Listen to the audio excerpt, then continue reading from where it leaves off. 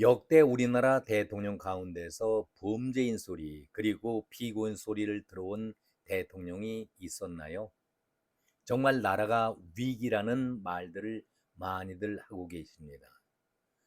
도저히 정당이라고 부를 수조차 없는 범죄인들이 모여있는 정당도 옳고 그름을 떠나서 숫자로 모든 것을 자기 뜻대로 밀어붙이는 그런 정당, 민주당이 있는가 하면은 보수 정당이라는 국민의힘은 윤석열 대통령의 비상계엄 선포를 1년 지나고 난 다음에도 이제는 여당에서 야당으로 바뀌었지만은 탄핵강을 건너자 아니다 이렇게 싸움질하면서 시간을 보내고 있는데 국민들의 입장에서 볼 때에는 여야 모두가 이해할 수 없는 정치판을 펼치고 있다.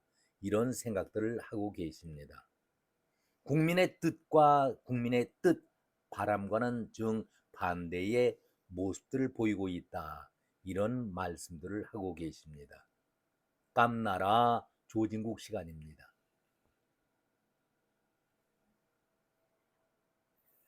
오늘 제목을 아주 바보 같은 제목으로 달았습니다. 국민당 대표는 누구일까? 아주 바보 같은 질문이 있지요. 사실 국민의힘 대표는 엄연하게 장동혁 대표입니다. 맞는 얘기죠. 그런데 대표는 한동훈으로 보인다라고 착각할 정도의 모습을 보이고 있습니다. 언론에서는 연일 이재명 저격수 공격수로 한동훈의 이름만 오르고 내릴 뿐 장동영의 존재는 상실된 지 오래다. 이런 말씀들을 하고 계십니다. 장동혁은 팀의 중심 4번 타자 역할을 하겠다. 이렇게 대놓고 말을 하고 있는데 한동훈은 운동장을 고르고 자가를 고르는 역할을 하겠노라. 정반대의 입장의 모습을 보이고 있습니다. 일본 야구에서 불멸의 신화를 만든 명장이 요미우리 자이언츠의 명문 구단이 있지요. 일본 야구를 10년 동안 지배해온 명장 가와카미 데스하루라는 명감독이 있었습니다. 가와카미 데스하루 이 감독은 전무후무하게 일본 야구를 10년 연속 우승을 시킨 명장 대열에 올라서 있는 그 명감독인데 그가 하는 얘기는 아주 기대 이하의 겸손한 말로 팀을 이끌고 있는 소리를 하고 있습니다. 선수들이 운동장에서 마음껏 치고 달리도록 부상을 당하지 않도록 돌 조각이라든가 유리 조각이 없는지 운동장을 잘 고르는 것이 나의 감독의 임무다.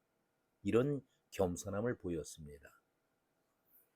박찬호 선수를 메이저리그 야구에 데뷔시켰던 LA 다저스의 명장 라소다 감독도 이런 얘기를 했습니다. 경기에서 내가 하는 일은 고작 단 5%의 역할밖에는 없다. 선수들이 대부분 다 한다. 대신 경기 패배에 대한 책임은 오롯이 감독인 나 라소다의 책임이다. 팀을 이끌고 있는 지도자이지만은 이 두 명감독은 자신을 내세우지 않고 모든 영광을 선수 쪽으로 돌리는 그런 겸손함을 보이고 있습니다. 장동혁과 한동훈 이 둘은 가와카미 데사로 1번 감독 그리고 LA 다저스의 라소다 감독과는 엄청 차이를 보이고 있지요. 장동혁은 팀의 4번 타자, 팀을 주도적으로 이끄는 선봉장이 되겠다. 공격에 물꼬를 트는 타자가 되겠노라. 이 말도 일리가 있는 그런 말이고 주장이지요. 그러나 좀 더 팀을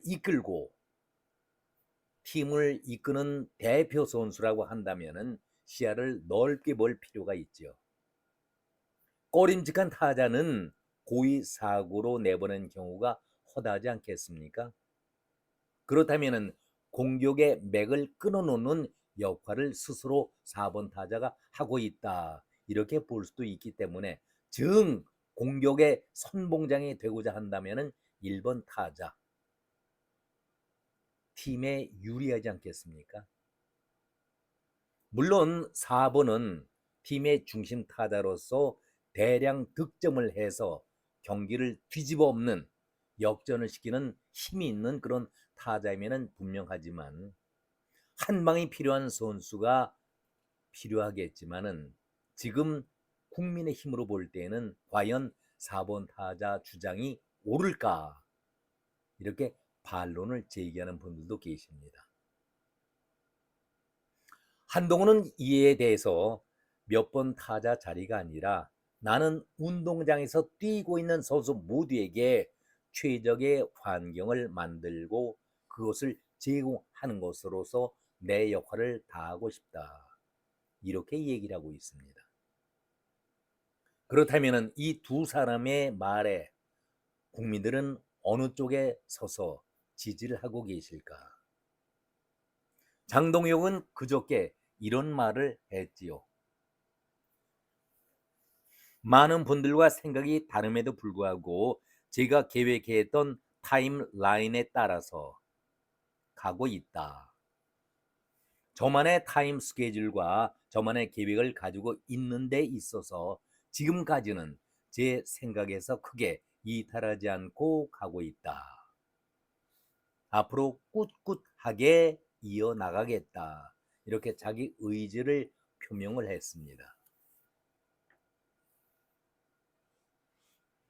12.3 불법계엄 1년을 맞아서 사과해야 한다는 의원들의 요구와는 다르게 의회 폭거에 맞서기 위한 계엄이다. 정당화하는 메시지를 낸 것은 자신의 전략적 판단에 따른 결정이었다.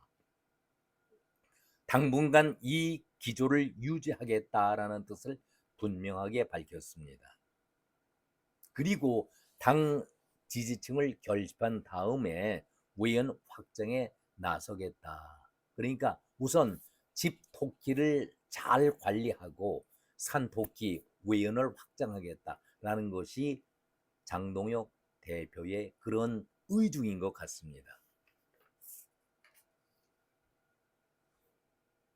이런 장동혁과는 다르게 한동훈은 비상계엄 1년을 맞이하는 날 국회 도서관 앞 쪽문 쪽에서 1년 전 그 자리에서 국민들께 했던 그 모습 그대로 다시 한번 머리 숙이고 사과를 했었습니다. 그때에 바로 지난 3일이었었죠. 그 현장에서 이런 사과로 고개를 숙였습니다. 당시 여당 당대표로서 계엄을 미리 예방하지 못한 점에 대해 다시 한번 국민들께 깊이 사과를 드린다. 그날 밤 우리 국민의힘은 바로 저 좁은 문을 통해서 어렵사리 국회로 들어가 계엄을 해제하는 데 앞장을 서왔다. 그날 밤 우리 국민의힘의 공식적인 결단과 행동은 우리가 배출한 대통령이 한 비상계엄일지라도 앞장서서 막고 단호하게 국민 편에 서겠다는 것을 여러분께서 기억해 주기 바란다. 계엄 때의 상황을 다시 한번 복귀하면서 민주당이 22번의 탄핵과 함께 국정을 마비시켰노라. 그런데 그런 상황에서 누구도 이해할 수 없는 비상계엄이 모든 것을 다 망쳤다. 왜? 그날로부터 1년이 지났지만은 국민들은 국민 스스로가 지켜낸 민주주의 사실이 더 나빠지는 상황이 됐었고 대한민국 사회는 길을 잃고 말았는데 그때 우리가 아쉬웠던 점은 타이밍 시점을 우리가 조급하게 잡아서 비상계엄으로 몰아갔었는데 그 당시에 정말 안타까웠던 것이 이재명 당시 대표가 유죄 판결이 줄줄이 예정이 되어 있었기 때문에 우리가 조금만 잘 버텼더라 하면은 버텨내기만 했더라면은 새로운 국면이 열릴 수 있는 상황이었는데 우리 스스로가 그 타이밍과 시점을 우리가 조급하게 비상계엄으로 몰고 갔다. 그러기 때문에 국민 여러분에게 사죄의 말씀을 드린다. 이렇게 분명하게 자기의 입장을 밝혔습니다. 그러면서 한동훈은 이제 퇴행이 아니라 과거만을 바라볼 것이 아니라 미래로 향하자. 과거 잘못 때문에 미래 희망을 포기할 수는 없다. 우리가 내일로 나아가려고 한다면은 과거의 잘못된 사슬은 과감하게 끊어내야 한다.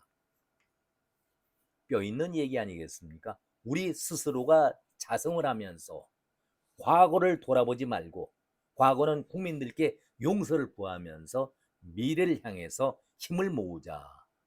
이렇게 독려하고 있는 것 아니겠습니까? 그래서 그런지 지금 당의 내부 분위기가 장동혁 중심 체제가 저울추가 자연스럽게 옮겨가고 있음을 여기저기에서 느낄 수가 있습니다. 위기의식을 느끼고 있는 의원들 간에 분위기가 확연하게 나타나고 있는 것이죠. 당에서 최다 선수인 육선을 하고 있는 주호영 의원이 장동혁에게 일침을 가는 쓴소리를 했습니다. 그는 어제 얘기하면서 폭정, 폭정 이런 말을 썼습니다. 폭정. 윤석열 대통령이 12.3 비상계엄 선포는 명백하게 잘못한 것이다. 폭정이었다. 계엄 사과를 거부한 장동혁 대표를 향해서도 윤석열 대통령과 분명히 절연을 해야 하는데도 우물쭈물 옹호하고 있는 모습이 옳지 않다. 이렇게 비판을 했습니다.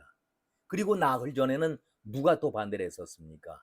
윤한홍 등 중진 의원들이 장동영 대표에게 쓴소리를 하면서 이제는 우리가 윤석열 대통령과도 절연을 하고 제대로 나가야 된다라고 쓴소리를 하지 않았었습니까? 한동훈은 여기에 대해서 비상계엄 시작 때부터 12월 3일, 작년 12월 3일 그 현장에서 잘못된 계엄이었다라고 분명하게 밝히고 1년 내내 우리의 계엄 선포는 잘못된 것이다 주장을 일관되게 하고 있지 않습니까? 그렇기 때문에 이제는 퇴행이 아니라 미래로 가야 한다. 이렇게 당을 설득시키고 있습니다.